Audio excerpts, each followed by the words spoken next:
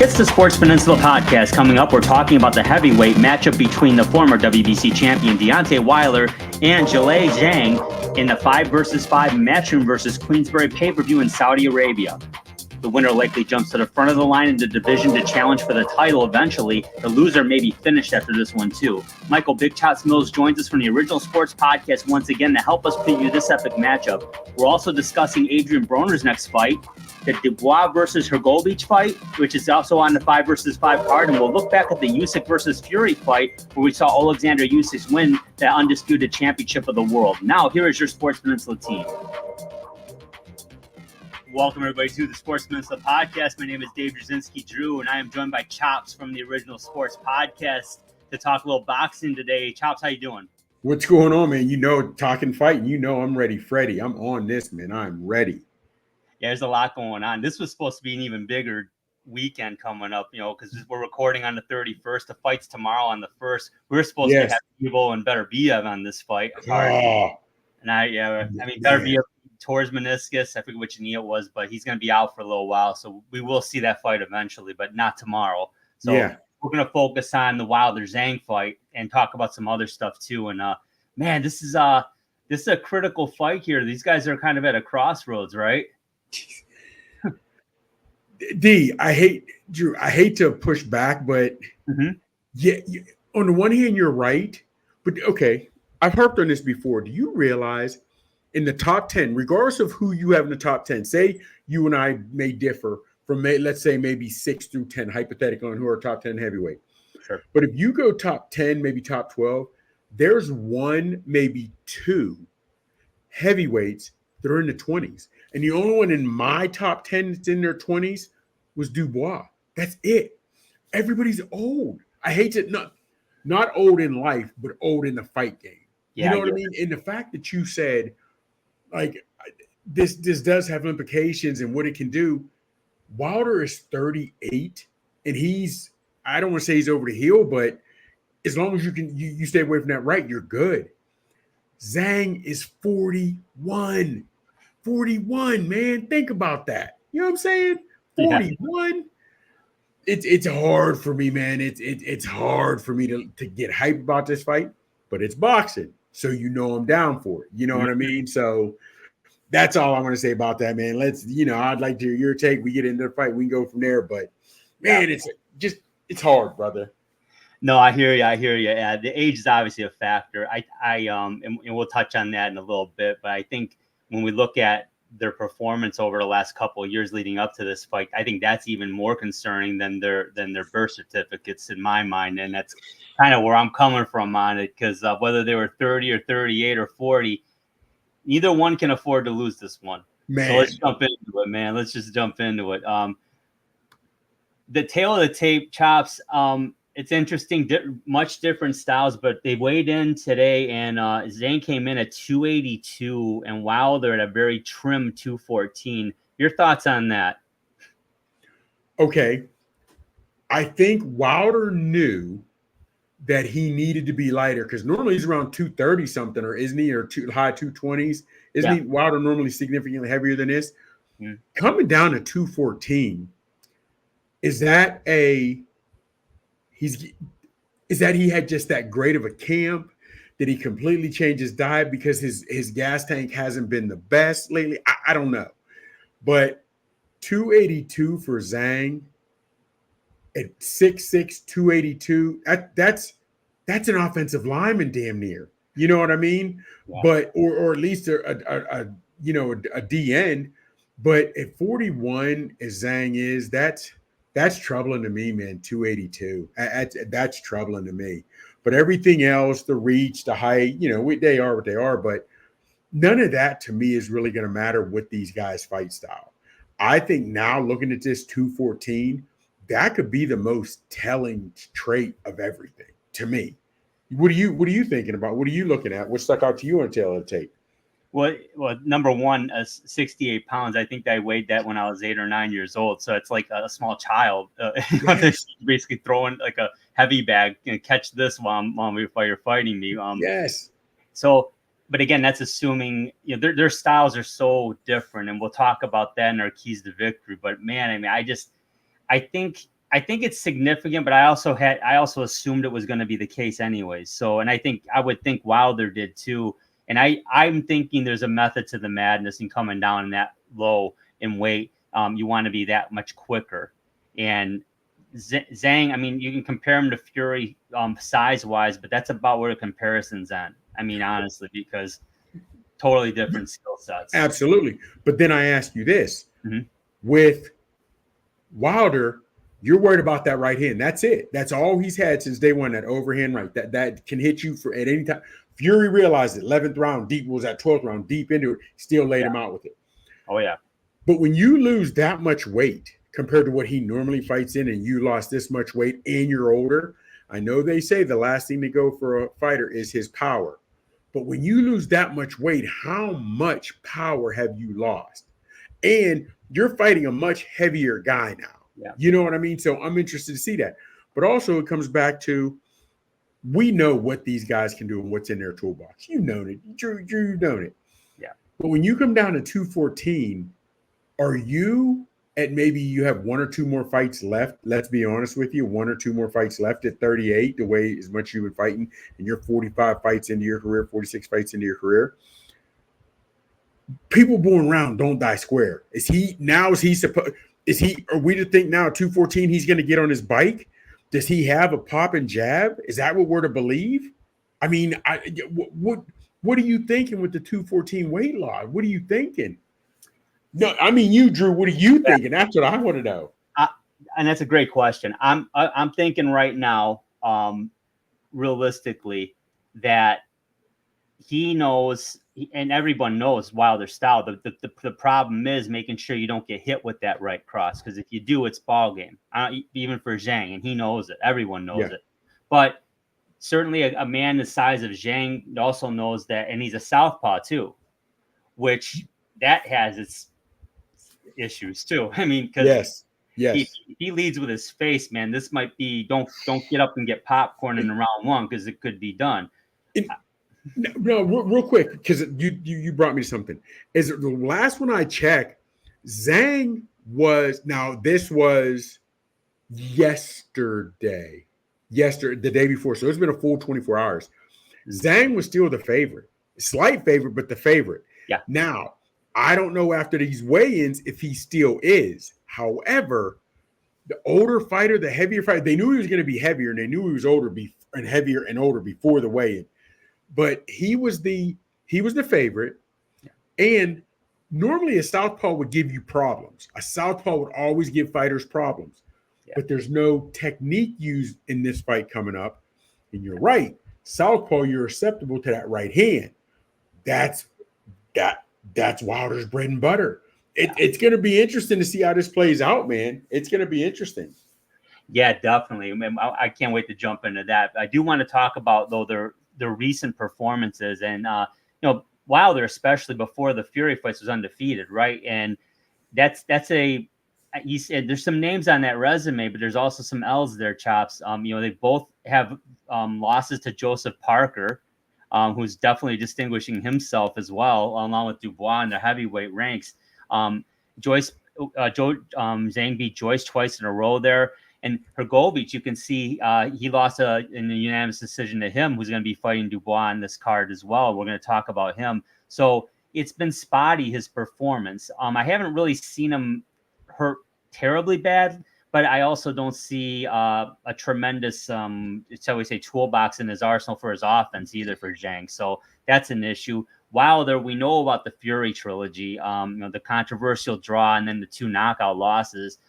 We also know he fought Ortiz twice, actually, once before Fury and then that other one. And that was a fight that was interesting, too, because he just sat back and waited to throw that right and finally found the mark and lifted a 245-pound man off his feet with it, knocked him silly. So he did. Mm-hmm. I just, they've got spotty right now. That's why I said I'm more concerned about the resumes of the last couple of years than their age, because any more L's on that record, and they're no longer really going to get the big money fights. What are your thoughts? Okay, well, first off, look at it. Parker. I don't know where you have him, but I'm going to take a guess.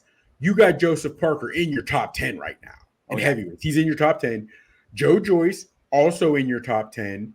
and Phil Hrgovic also in your top 10. So right now, Zhang is at least 2-2 against top 10, right? He's 2-2 against top 10.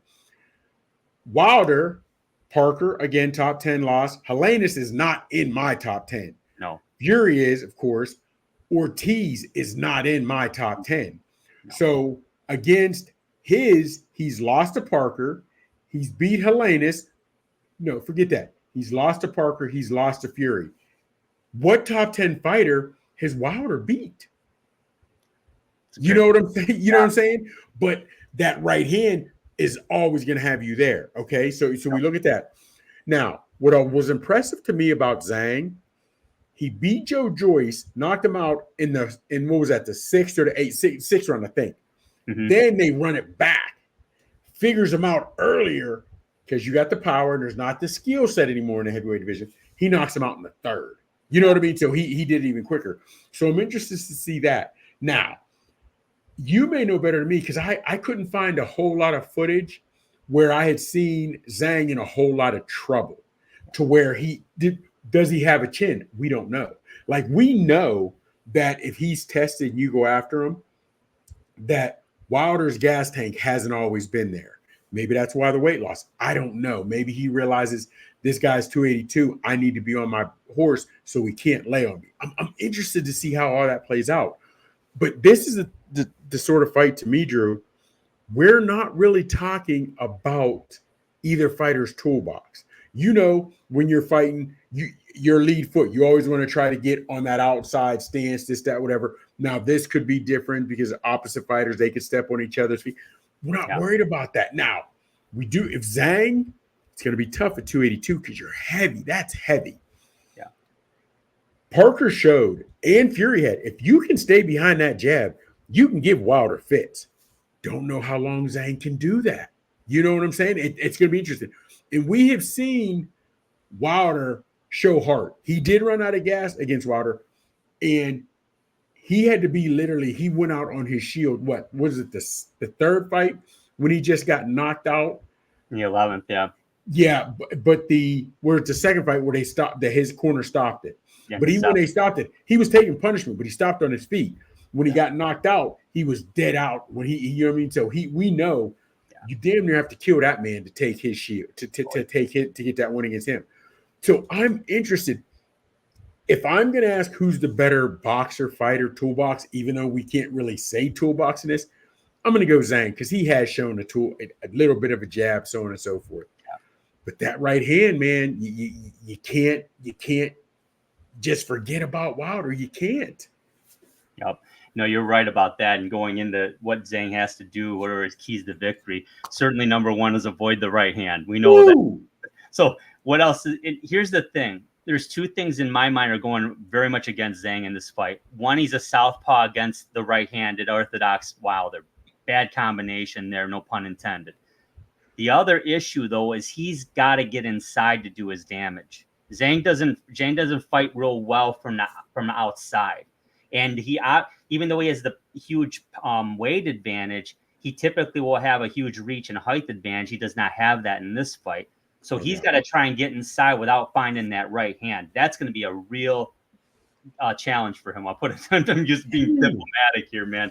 It's going to be tough as hell to do that. But in my mind, that's what he's got to do. But again, it makes life easier when you're not worried about an uppercut from him. From Wilder. You're not worried about the left. You're not worried about a hook even. You're just worried about the right cross. It makes your life a little easier in terms of how you defend against that. But what are your thoughts? Okay, and here's the thing. I'm feeling you on the southpaw. I'm with you. I'm riding with you. Mm-hmm. I think he would do better if he can utilize that jab. However, but here's a problem. I'm 50-50, maybe even now 60-40 with what you were saying, because as much as I wanted to see him to use a jab, distance isn't going to be a problem. But jab is always all in timing. So if he can set that jab off like Fury did, like Parker did, you can give him fits. You can give him fits. But at 280, over 280, how long can you pop that jab and keep that hand up? And when you start to get in close, you're now in close. You're going to lose technique. When you lose technique, what happens. You know what I mean? So I'm worried about, and now once you get in close, and man, the worse shape you're in, the worse, like when you're out of shape, you recover better. You know what I'm saying? You've seen fighters, he's in good shape, he can recover better. I can't see Zhang. It's 41, 6'6", 6'7", 280 some in good shape.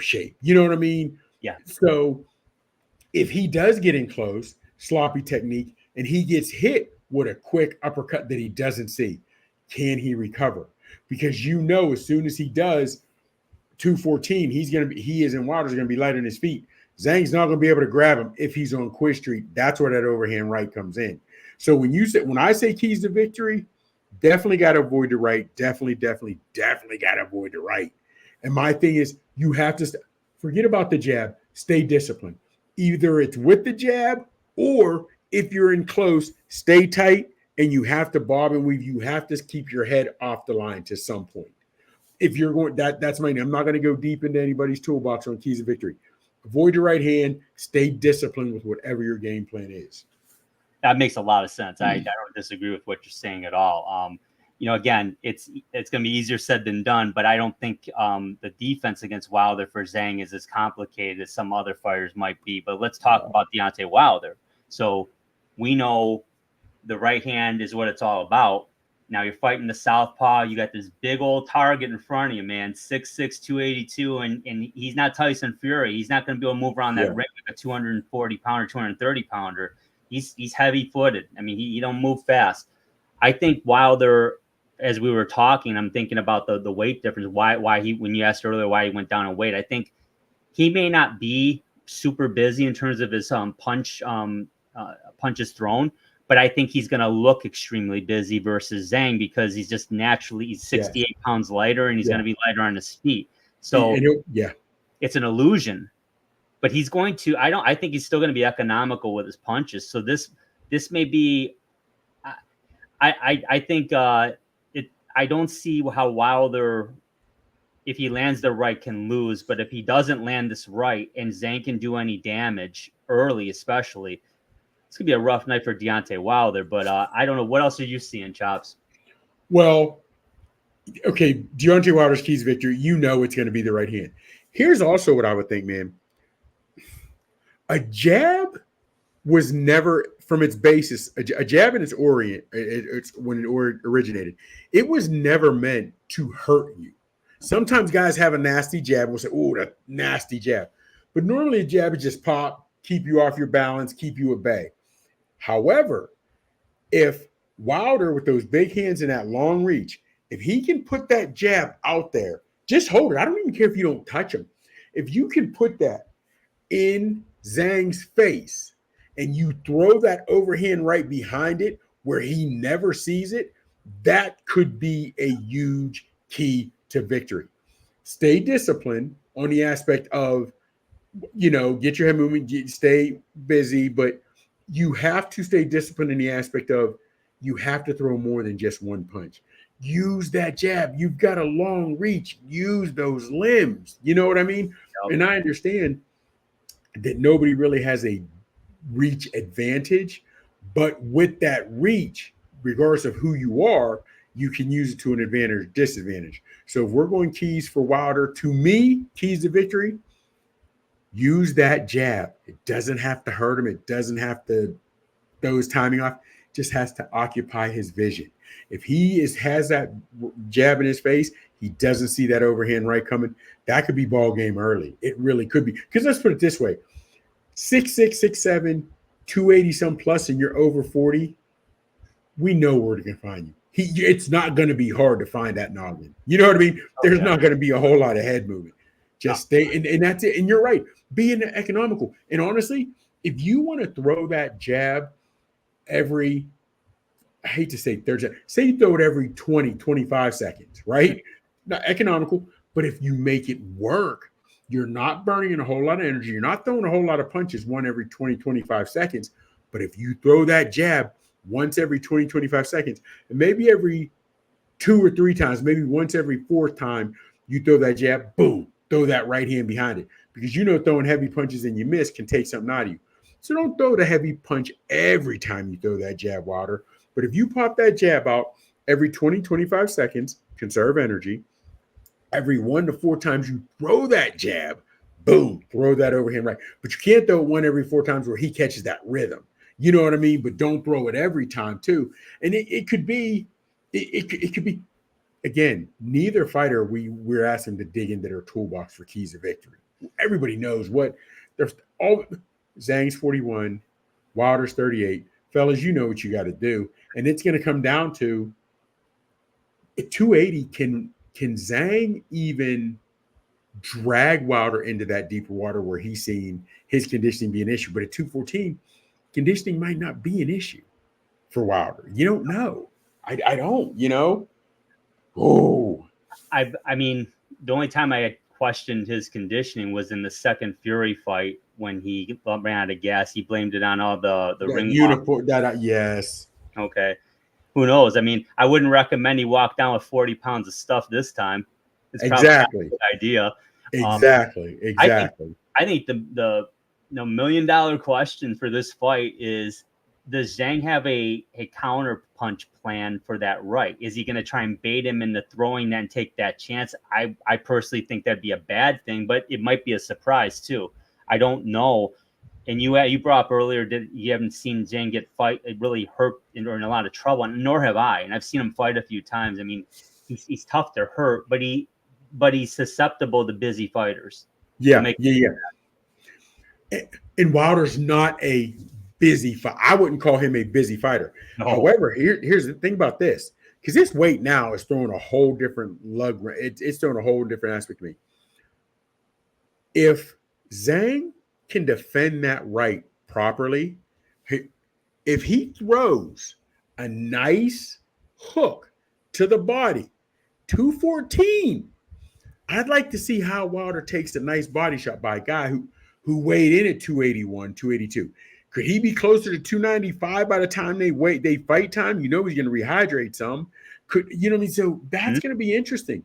We might actually see, because you said you like Zhang fighting on the inside. You got to dig that body. When he's 214, that body, you've got to. And he does have a long torso. He's got long legs, Wilder, but he's also got a long torso. So I'm interested to see how that goes, man. I'm really interested. Oh, definitely. Let's talk predictions here. I'll be honest with you, leading up to this, put a decent amount of thought into it, and I was reading what some people were saying about it. And man, like you said, Zhang is the slight favorite, but it's all over the place. There's several people calling for knockouts either way. There's several people calling for decisions either way. What are we thinking? I'll start with you, Chops. What are your thoughts on this one? I want to go Zhang. I really do. Because we know the blueprint. And it's not hard, just being honest with you. It really isn't hard to follow a good game plan to beat Wilder. Stick with your jab, avoid your right hand. Keep that hand high, avoid your right hand. Southpaw could be a little different. But at 214, you know his speed's going to be it's going to be faster. And even if he's lost some power, it's still heavy. It's still more than most. Zhang at 41 at 282 worries me. So I wanted to go with Zhang. I really did, but I'm going to go Wilder, man. I'm going to go Wilder. I'm not confident in it.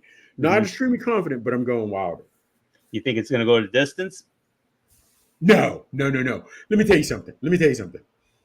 If Wilder at 214 isn't busy enough to gas, even if he doesn't knock him out, he should gas Zhang before 12 rounds. Remember when Conor fought, when Conor McGregor fought Mayweather. Yep.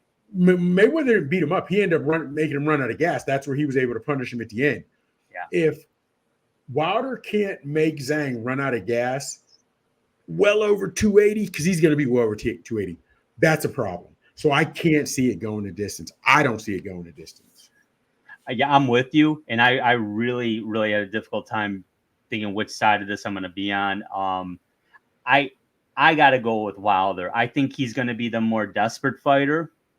I think he's being a little younger. He's still got a shot. He wins this fight, if things play out, and I don't know how that'll shake out. I mean, we'll talk a little bit about some fights coming up and how the division is going to shake out. But if things fall in line, I mean, he could be like within a year of getting another title shot if he wins this. If he loses, he flat out said, he might retire. And it's a possibility. And like you said, but Zhang at 41, if he loses, not much sense going on this. I mean, honestly, it's certainly not going to be a big money fighter, that's for sure. But I think Wilder will stop him. I'm going to say in the 9th.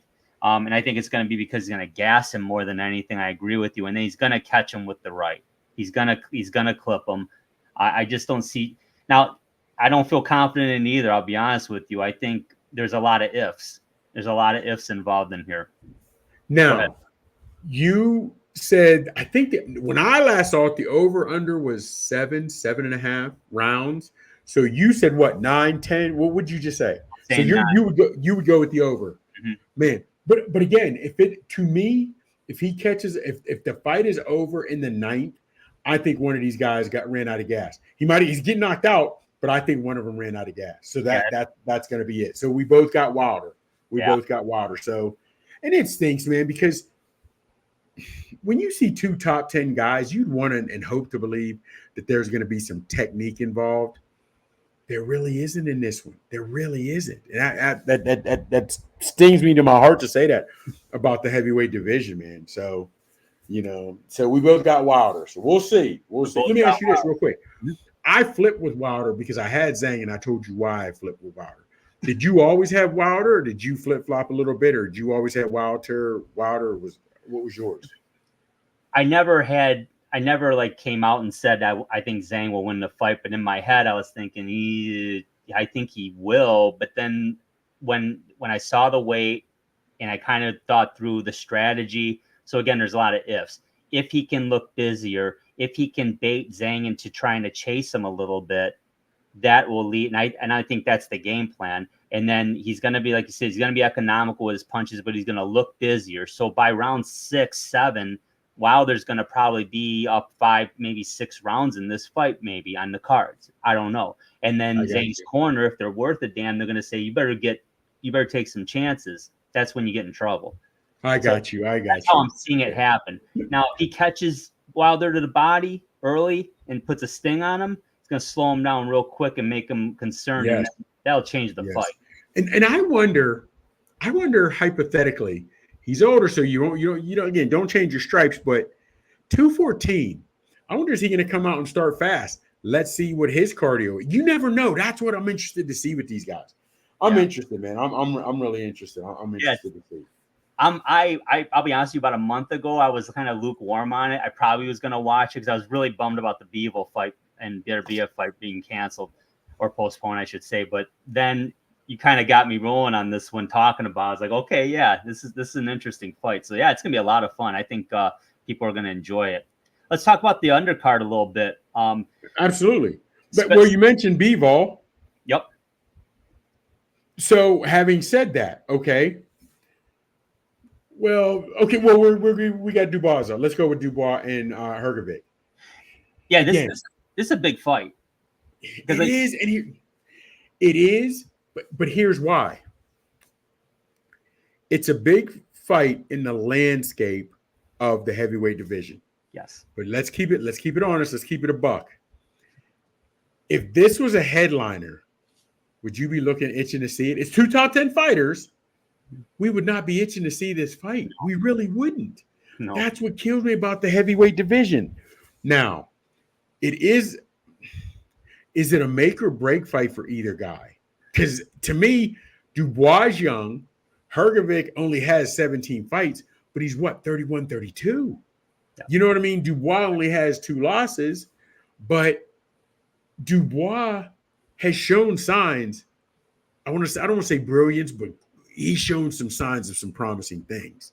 Yes. Hrgovic has power. He's got reach. I'd love to. I know Dubois has a little bit of a toolbox. I'll give him that. Mm-hmm. I think I would have went with Dubois. Only thing is, Dubois has let me down in some fights where he didn't look his best. So this one is also a pick 'em for me, but I know Hrgovic is going to bring it. I'm going to go with Hrgovic in this one. What about who you got? What do you got? What are you thinking? Yeah, that's who I'm going with. And I've watched Dubois fight a lot, and I agree with you. There's an inconsistency element that concerned me as a fan going into this one. And Hrgovic's a beast. I mean, he's kind of an animal. So you know, and he has the decision win over Zhang too. So I mean, he has beaten somebody of note. Yeah. Go ahead. I'm sorry. Go ahead.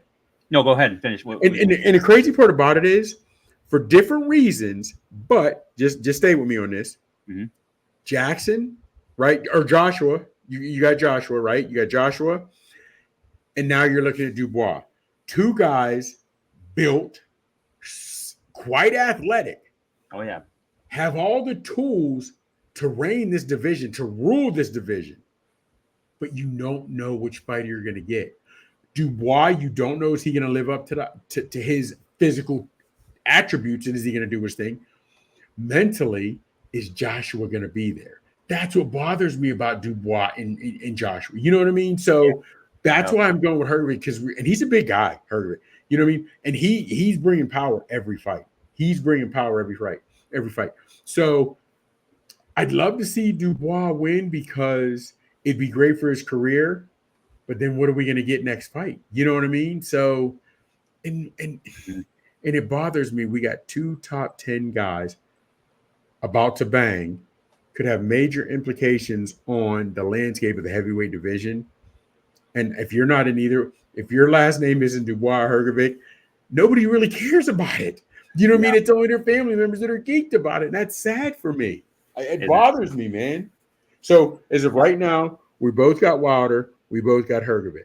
Are you giving Dubois any chance, or you just don't think there's no way he can beat him? Oh no, I think he's got a shot. I think if they both win their A+ game, wow. I mean, I might give Dubois the edge because I think he might get the scorecard edge because he's quite frankly the more known commodity. Yeah, and that can happen. So I think all things being equal, he should be able to get the win. I don't like the inconsistency, and Hrgovic is just he's hungry, man, and he's scary. He brings it. Hrgovic brings it. You got to give him that, man. You got to give him. Okay, all right, and also okay. So also on that one, which and then, real quick, think about this: the names, Wilder, the name. You know what I'm saying? So you had the names Wilder. You got the name Bivol on the same card. You know what I mean? And another fight with two top guys. You have two fights in the same division, heavyweight, that are having 4 top 10 guys and a major player, a boss from another weight division, all fighting on the same card. This, again, should be huge for boxing, which would be great for them to continue on this momentum. But Bivol's not fighting Benavidez. You know what I mean? And to be honest with you, of course I got Bivol on this, but you never know. Throwing leather, you never know what could happen. Tyson lost to Buster Douglas. Yeah. But I ask you this. To me, it's a lose-lose for Bivol. All you're going to gain from this is you retain your belt and you get another payday. What's in this for Bivol, though? Why take this fight? That's a good question. It could be a contractual obligation that we're not aware of. He may have agreed to it. I'm not sure. He may be getting a kicker to stay in this, to stay on the card to help sales. I mean, it would help him certainly. I think Wilder and Zhang really are. That's a huge fight to be to fall back on for this card, and I think they're really pushing more of the Queensberry versus Matchroom element versus the better be of a Bivol headliner now, which is gone. But I think I still think it's a very solid, it's a very good card. It harkens back to the old days when you would have multiple very good fighters on the same card. And they're trying to get that. And I know it's what they're doing in Saudi Arabia. It's smart. They've been paying attention. They're paying attention. And the Saudis, they must be, and they're paying big money to get these fights, and they're paying the fighters. And that's what we used to have. Like you said, that's what we used to have. Big names on the, because for a while there, it had gotten to, you have one headliner, big names, And all the other guys, upcomers, or guys that were not big names, you knew him, but he's a gatekeeper now. You know what I mean? But now you have guys that are in the thick of it, They may not be flashy. They may not bring a whole lot skill set wise. And I hate to say that because they're better fighters than I am, but you know what I mean? But it's something that we can sink our teeth into as fighters. Oh, yeah. But I am, and I'm going to go with Bivol. If he doesn't knock him out before the 8th, I still think it'll be, if he, going into the 8th, if it makes it to 8, I'll have Bivol up. I want to say 7-1. I'll go 6-2. And to be honest with you, it could be a landslide race, 7-0 and 7-0 heading into the 8th. You know what I mean? I wouldn't be surprised. Yeah, I agree with you. I think Bivol's such a polished boxer. I mean, he's just so. I mean, he throws a lot of punches, but his consistency of connect rate is unreal. I mean, the way he dismantled Canelo Alvarez was impressive. Yes. He dismantled him. I mean, he didn't beat him down, so to speak, but he punished him. And he wants to stay in a phone booth. He wants to stay.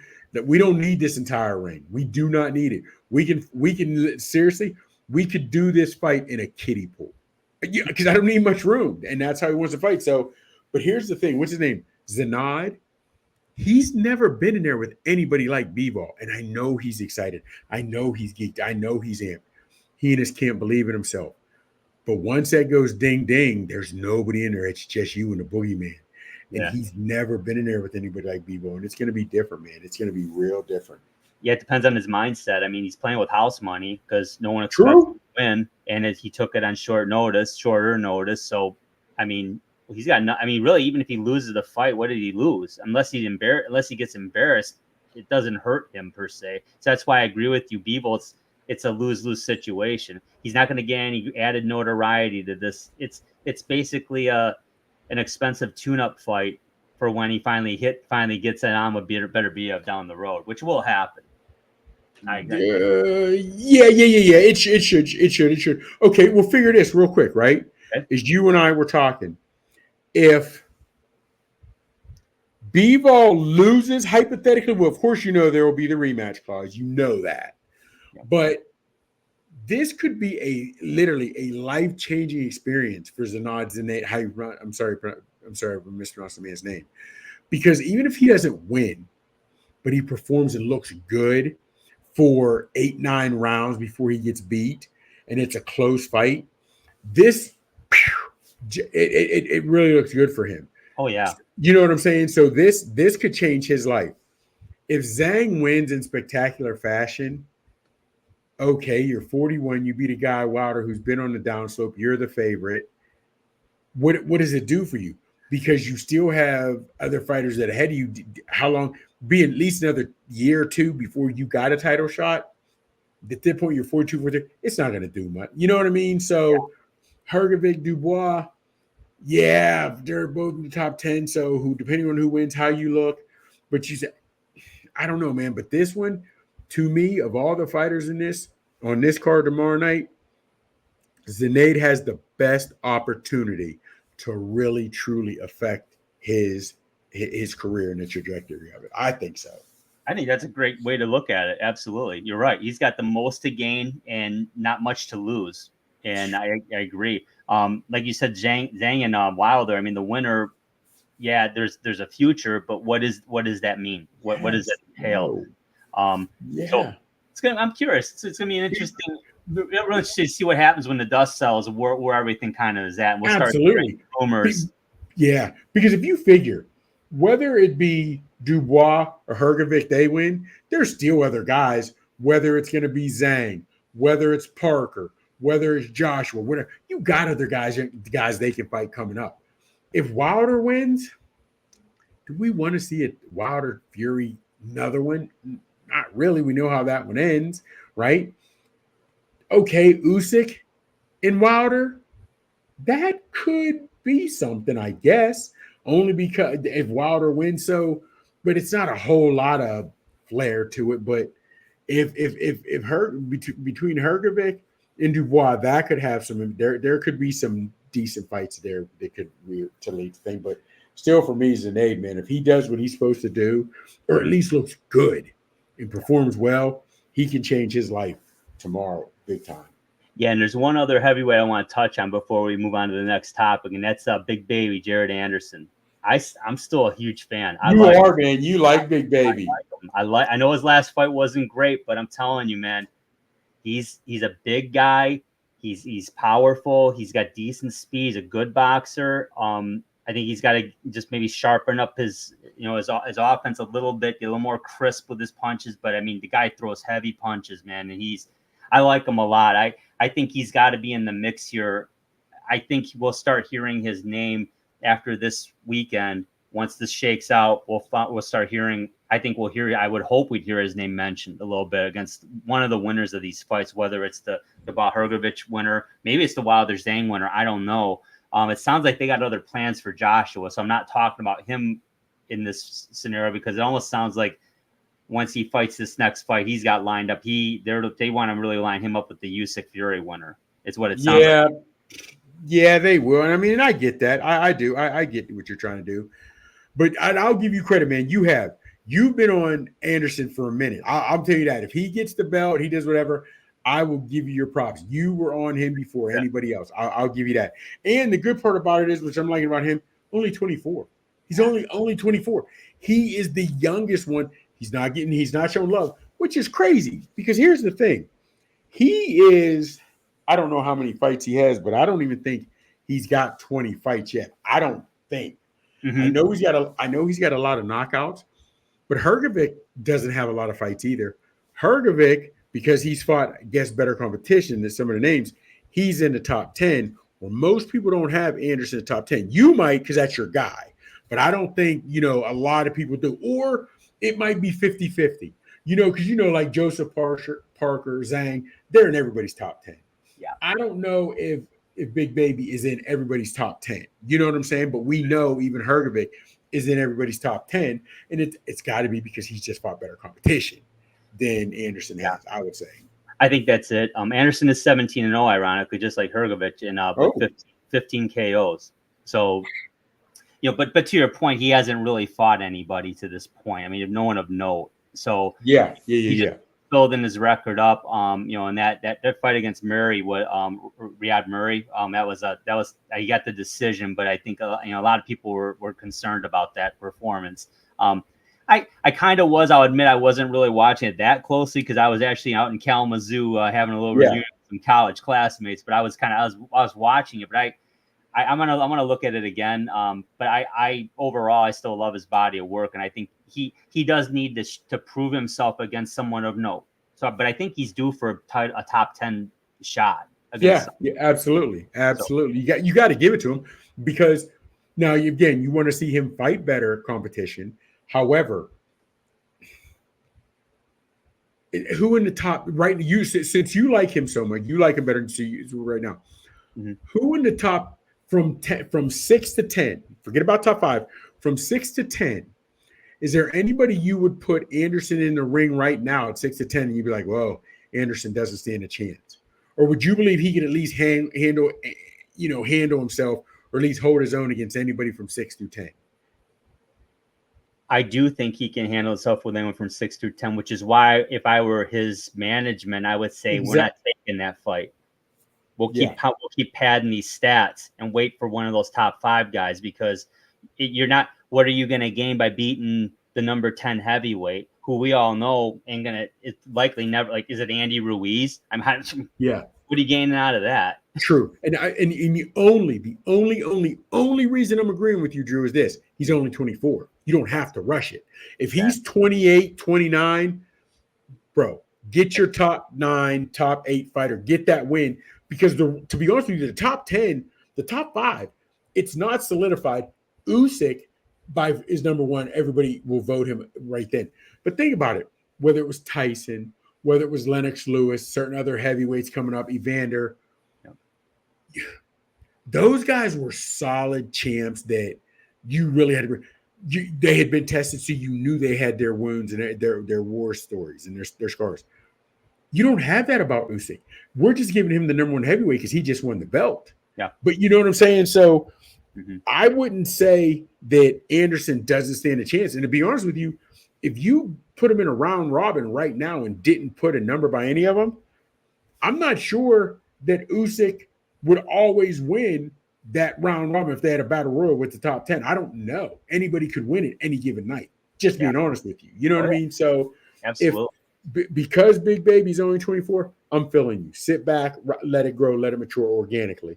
But I'd say before his 27th birthday, I don't know how, but before his 27th birthday, he should have at least 2. I'd like to see 2 by 26. Fight one. If not by 24, in the year 25, get at least 1 top 10 fight. And by 26, if he looked good, he's getting either another top 10 or challenging for the belt by 27. Yeah, I'm with you. So yeah, again, his age does play a factor in that. You can be a little patient right now. No need to rush it. No need. None. None at all. None at all, man. But real quick, speaking of Russian, or we talked about Russian and what's going on to heavyweight. You saw just before we got on this, Tyson pulled out. City at an ulcer. Now, I reached out to my cousin who is literally an actual doctor, a doctor of medicine. If you haven't, because you figure the fight is almost 2 months away, right? Two months away, not a full 2 months, but a good 6 weeks. Yeah. How bad that is now? They were saying he can't train. Does that mean you can't go heavy sparring? You can't do heavy this? Because right now, as long as he's been doing it, and with Paul's skill set, Tyson doesn't need to do a whole lot of sparring and do it, whatever. But if he can get road work in, I don't care if it's treadmill or on a bike, could he do that? And see, that's what I don't know. Is it strictly bed rest with a stomach ulcer? Does it depend how bad his is? That's what I don't get. Because he's like, you're calling off a fight now because the doctor says you need to rest. Do you need to rest 4 to 7 days, or is it 7 to 10 days, or is it good 2 to 3 weeks? How long do you need to rest? How much rest are we talking? That's what I don't get. Or was this I don't know, man. I just don't know. It's a great. It just broke about an hour ago, right? I mean, just before we start recording, you flashed that to me and Jay Money there, and I was like, whoa. I'm not shocked, but it's unfortunate. I think I certainly don't think Tyson's ducking Jake Paul. No. Never crossed my mind. I certainly know he would want the payday. I hope it's something like an ulcer that's very treatable in most cases, and we're talking about a reset of the date. But I hope it's not something potentially worse, and they're concerned about that because who knows what it is then. And Drew, that's my thing.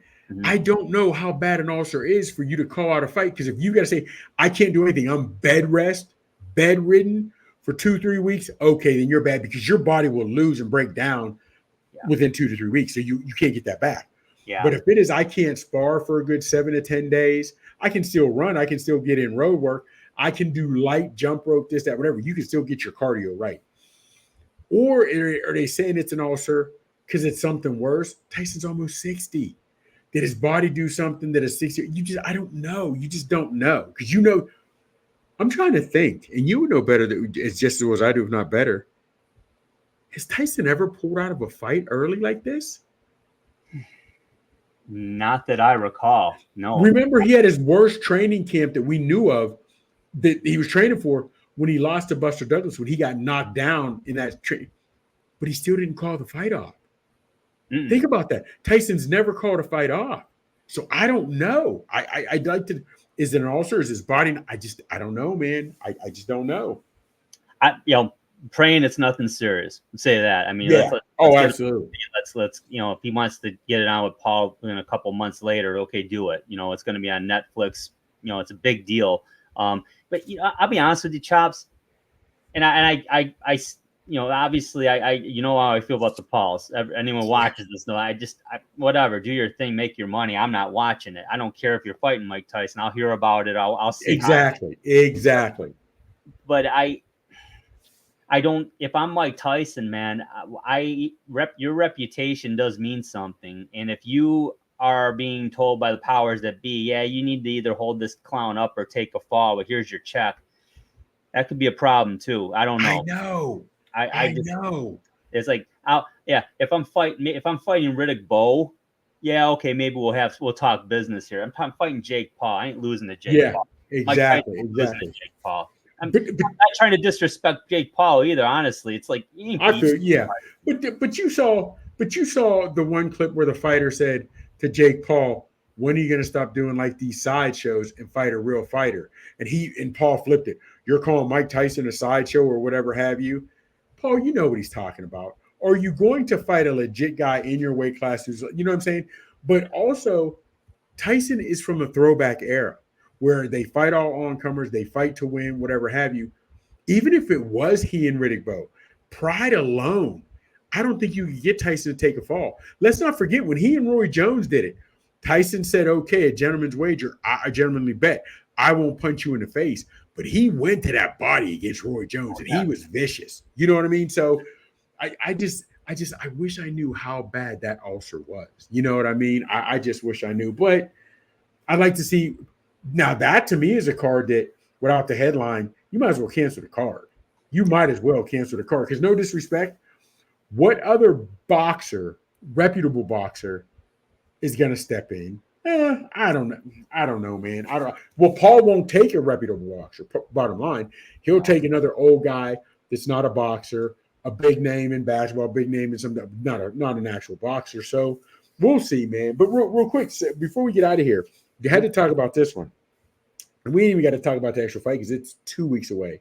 The Bonner and who's he fighting? Dip. I can't think of get Cobb. My thing is, Cobb is, like I said, 16-1. Not really. Would you consider him a big name in the sport? No, I mean, he's actually 34, and so is Broner. But look at how many fights Broner's had versus. Yes, but my thing was, are they training in the same camp the same gym together? Did you see that online? And I started doing some research. I don't know if Cobb just happened to show up. He knew where he. I think he crashed the party. That's what it was. I saw another picture of that. Now that you mentioned it, I did see that. I think he crashed the party, and little gamesmanship, little tip of the cap to Muhammad Ali with Frazier. I don't know. Yeah. Those things. Okay, so that's where I ask you: do you? We won't know until fight time. We don't even know if that'll be it at all. Yeah. But do you think this gave do you think this gave Cobb the psychological edge that he wanted or he thought he wanted? Do you think now Broner will get in his feelings? What do you think? I am very concerned about Adrian Broner. I think this is a guy that skill set wise was lights out, man. I mean, I don't get it. I mean, I know he's always got his mental issues. I don't know what those entail. I mean, much like I don't know how to diagnose the ulcer, I can't diagnose his issues either. But he's got problems, and he's wasting his talent, and he's wasted his talent. He absolutely, if he wants to have any kind of a career, he's got to win this fight. I'll be honest with you, I'm not that familiar with Cobb, so I'm gonna have to take a look between now and the fight to see what he's about. Really, I've not really seen a lot of him. To me, if I'm him, I mean, I got it. If I win this fight, I get a fight over a name, even though most people are gonna not put a lot of stock into it. But at the end of the day, it's still a name win. It's gonna get some media coverage, and it's gonna possibly catapult him onto a bigger card potentially, but the sands of the hourglass are falling for him. He's 34. He's got quick here. Yeah. Here's the thing. Mm-hmm. I see what he did, Ali. I see what he did. This might have played a psychological edge. If I was him, I might have done it closer to fight night. But I think this did give Cobb a little bit of psychological advantage, and here's why. Because Broner broke up his workout to start arguing with him. You right now, you're supposed to be the favorite. You're the big name. You're the headliner. You're the one people want to see. Why are you worrying about this guy who's really not on your level? So Cobb did get under his skin on that aspect. It's just a matter of did he do it too early? You know what I mean? Because in Broner, can he get back to the guy he used to be? The talent is still there. Can he put it together? Still got speed, still got a nice hook. Can he put it together? And Broner was never as good as he thought he was. Yeah. We thought he was good and had a lot of potential. He thought he was Sugar Ray and Muhammad Ali rolled into one. Sugar Ray Robinson and Muhammad Ali rolled into one. You know what I mean? So, and you're right. I hate to just throw that word around, mental illness or mental health. Man, but something's not right upstairs. Something's not right upstairs. Remember when he got interviewed by Larry Merchant? I can't remember who he fought. And people were booing after he lost. He's like, no, I won that. Bruh, who told you that? Your corner lied to you. But I can't remember the fight. But it's Broner's never going to be what he could have been. Not going to be. Couldn't. No, he won't. It's sad because defensively, he was very reminiscent of Mayweather, the way he could roll the chin. I mean, just beautiful defensive fighter, but offensively sloppy and didn't take his training seriously quite often, and he would get caught. And I know. And I know it's not popular. When he was Pretty Boy Floyd, I was a huge Mayweather fan. Like when he fought Chop, I was a huge Mayweather fan. Once he became Floyd Money Mayweather, I was not a fan. But I will give him this. He turned the sport of boxing more into a business the way he managed. He didn't always fight the best fighters, but he fought who could get him the most money. But what I will give him credit for, Mayweather never got in his feelings in a fight. He never tried to make a brawl. He never tried to do this. He always rolled the shoulder. He always stayed tactical. He always tip, tap, boom, tap, tap, get out, tap, tap. He never went for the knockout. That I will give him. Broner might get in his feelings and try to go for the knockout, which could get him caught. That's why this could be a good fight. Neither one of us know enough about Cobb to say what he can do, but we do know enough about Broner, number one, to know what he can be, but also to know enough to know which Broner can show up and maybe have a mental fizz out. And so it could be something. This could be an entertaining fight. Yeah, there's a few fights on the card. I mean, I might get it. I mean, for the heck of it. I mean, honestly, I think it's only gonna be like $30 or $35 for the fight. So, I mean, the heck? It'd be worth getting. Hey, before we cut out of here, Chops, just to talk real quick about the fight, the Undisputed Heavyweight Championship fight, Usyk Fury. You and Jay Money had Usyk winning it. I had Fury winning it. Pre-fight. Well, I scored the fight, and I had Usyk. Justin and I both had Usyk winning it. You did as well. I thought I thought it was a bit ridiculous to give Fury anything on a 114-113 win in that fight. He did not win the fight, in my view. Very close fight. But I think, Chops, correct me if I'm wrong, I had the feeling that my fear was that some of the judge, and I think that judge did, that any tie was going to Fury because Fury was viewed as the true champion in this fight. I didn't see it that way. I'm sorry. Usyk has 3 of the 4 belts. Usyk beat Joshua twice. I scored it straight up. That's how I scored, and that's why I had Usyk winning 8 rounds to 4, but it was 116-111 because of the knockdown. I don't know how you scored it, but your thoughts on that? That's what I was trying to do. Go back through our text. I thought I had Usyk by 2 points. I thought 114-112. I think something like that, or like something like that. I didn't think it was that lopsided 116-112. I didn't, or 116-111. I didn't think it was that lopsided. But the one that gave to Fury shocked me as well. But here also when Usyk knocked him down, that punch to me, it didn't look that devastating that round when he set up, but it came out of nowhere in the aspect of Fury looked good, in the aspect of good on his feet, looked solid. The next thing you know, he's on quit street. Yeah. And then it's everything that can hold him up. Because let's not forget, man, when he got knocked down by Wilder, he got back up. He fell booming and got back up. And that was a hard shot out of nowhere. It sounded like somebody shot a cannon or somebody hit a heavy bag with a ball bat. Oh, yeah. This fight, that punch didn't have that velocity, that power. Maybe it just caught him. He just got caught. You know what I mean? Because I didn't see that being set up. But on that, I didn't like the way Fury came out, hyping to the crowd. You know I'm old school. I don't like that anyway. People dancing, coming to the fight or coming to the ring. Then he's doing this with his hands behind his back. I'm not a fan of that. I'm really not a fan of that, man. But And it did go the distance. But when you have heavyweights, both top 10, both big guys, I'm expecting to see somebody's face bruised up, somebody's face to be beat up. We didn't see that. Every fight doesn't have to be Evander Holyfield, Michael Dokes. Yes, I'm going throwback. Every fight doesn't have to be that.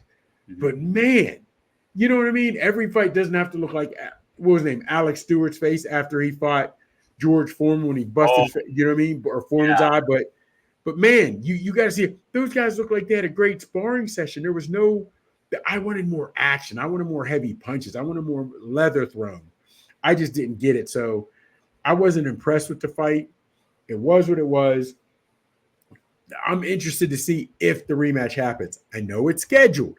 Will it happen? That's what I'm interested in seeing. And let's leave it this way, real quick before I let you go. I'm sorry. No problem. Neither fighter got a lot taken out of them. Neither fighter got beat up. Why are they taking so long to run it back? Technically, you run this back in mid-September, or mid-August, beginning of September if you want it. Or you know what I'm saying? Waiting until December again, that's long to me. I agree. I think it's the timing. It's right before the Christmas holiday, right? And I think it's all about the timing of it. And I think there's just going to be more money to be made at that time. And you know, the people are doing the looking at trends. Well, I'll give you that now, because you've got two heavyweight decent fights this fight. There should be at least one more with the heavyweight top 10s. So you do have the possibility to promote this fight pretty good, to draw it, and then the winner will face X whoever April, May of 2025. So I get you on there. Okay, let me ask you this though. I want you to put your trainer's hat on. I don't care which trainer you're for, Fury or Usyk. Go both. Entertainment. Are you changing your game plan? Great question. So if I'm in Tyson Fury's corner, number one, I'm gonna tell him it like it is versus just trying to kiss his ass or make him feel good. Just being honest. And I'm blaming his dad for that. All that fire and brimstone, all that BS talk before the fight and the headbutting. You let your son down. You let him down because you told him he was winning that fight, and he fought that last round. He fought the last 3 rounds like he was the fight's in the bag. No, are you kidding? Man. And Usyk's game plan, it worked. And I'll say this. I don't view it as controversial. I do view it as a miss, though. The referee should have counted Fury as knocked down when he fell into the ropes, because that is a knockdown. When he fell into the ropes, that's a knockdown. The ropes held him up. I mean, I get it happens, but he should have called it then. He waited till he actually went into it a third time, and he finally ruled it a knockdown, which I think could have put Fury in a lot of trouble too. He did the fight a disservice by letting it go further without calling a knockdown earlier. Now that Fury ultimately gets saved by the bell in that round, and Fury's recovery, I give him this, he goes down, but he recovers quick, and he did. Yes. So and it's possible that if Usyk had another 20, 30 seconds of round time to do some work in that round, who knows? We might be talking about a different narrative here. I don't know. It's boxing. It's like lamenting, why the umpire missed a strikeout in 7th inning. It's like that shouldn't really determine the fight or the game. So in this case, it shouldn't have. Because here's my thing. Mm-hmm. I had Usyk win in the first 2, maybe 3 rounds. Mm-hmm. Then, boom, like it was scripted, Fury comes out and establishes that jab, and he wins like the next 2 or 3 rounds, whatever, maybe 4. And then, to me, it was teetering either or, could have won either rounds for a couple in the middle. And then when Usyk comes out, was that 10th round, 9th, 10th round, when he knocks him back? 9th round. Dude. And from there on, he had control. Where did that come from? Because when I say that, that's why I also think that shot just caught him. Because Fury was establishing his jab. Okay, now we're starting to see that jab. Now we're starting to see that 6'9" length come into play. And I didn't see Usyk starting to bully. I say bully because you should have worked your way in, beat that body up, made it dirty. I didn't see him doing any of that to land whatever he did in the 9th. I didn't see him setting it up like, you start 2nd, 3rd, 4th round, start with those body shots. They pay off in a later round. He didn't do that. To me, If I just said to you that ninth round was going to go the way it was, anything's possible, but you didn't see it coming. You didn't see him beating Fury up. You didn't see him setting that type of round up. Yeah. So if you're either fighter, how do you change your scheme? Because if you're Fury, you got to stick with the jab. You got to stick with the jab. And I say you started earlier because I think he gave away the first two rounds first two minimum by letting Usyk out jab him. To me. I think Fury's fight game plan was, but to your point, was good. He did the things we talked about in the preview. He established the jab. He was finding that nice uppercut to the body on Usyk a lot too in those middle rounds. And I agree. I gave Fury a lot of those rounds too. I had it dead even going into the ninth round. Yes. Yeah. Well, yeah. Probably I did too. Mm-hmm. Because on that aspect, I look at it though, again, I just don't know. Number one, I don't know why we're waiting so long. I don't know why we're waiting so long for the rematch. And how much do you change? What are you going to change? You know what I mean? I don't know, man. I think if I'm Fury, as we're talking this through, and that's a great question, Chops.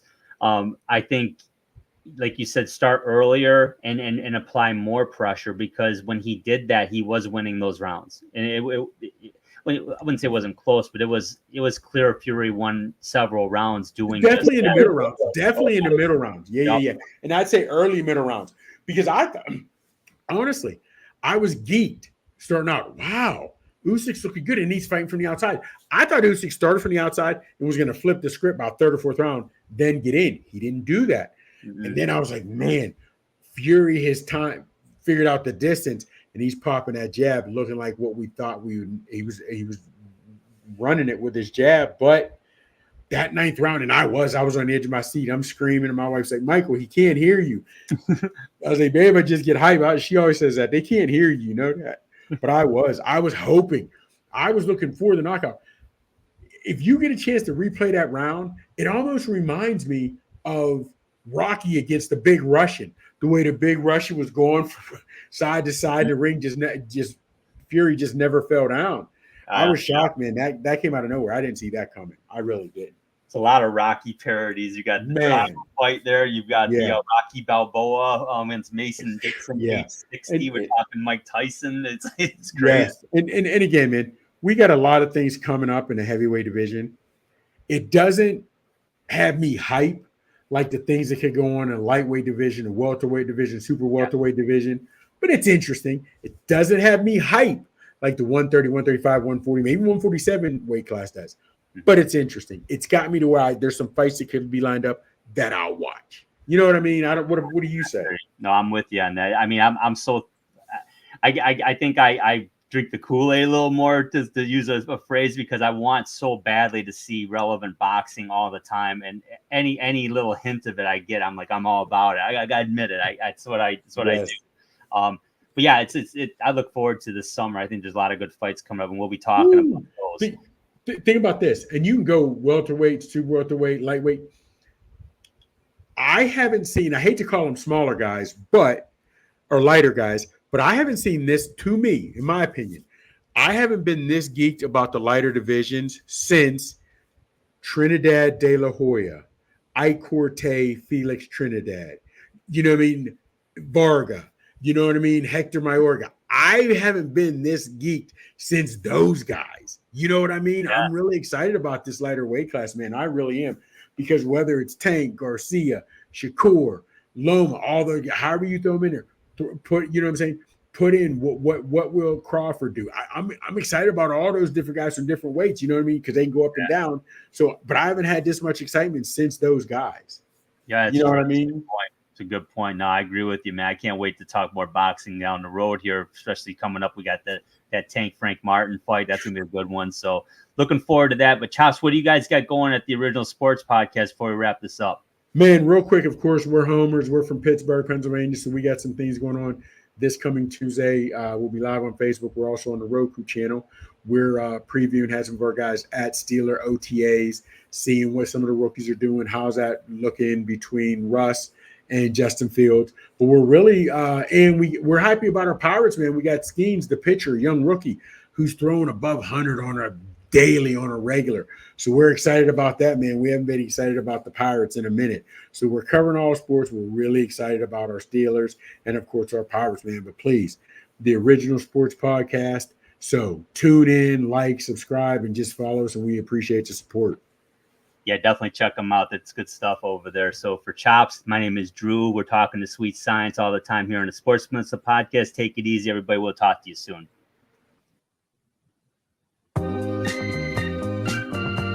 This has been the Sports Peninsula Podcast. To subscribe to the podcast, simply click the subscribe button on our YouTube channel's homepage and give us a like. You can also follow our audio podcast on multiple platforms, including Apple Podcasts, Amazon Music, and Google Podcasts, just to name a few. Give us a follow on Twitter. Our handle is @SportsPPodcast to check out our latest releases. Thank you again for watching and for your support. Remember, when you want to hear all about sports in the great state of Michigan, there is only one Sports Peninsula Podcast.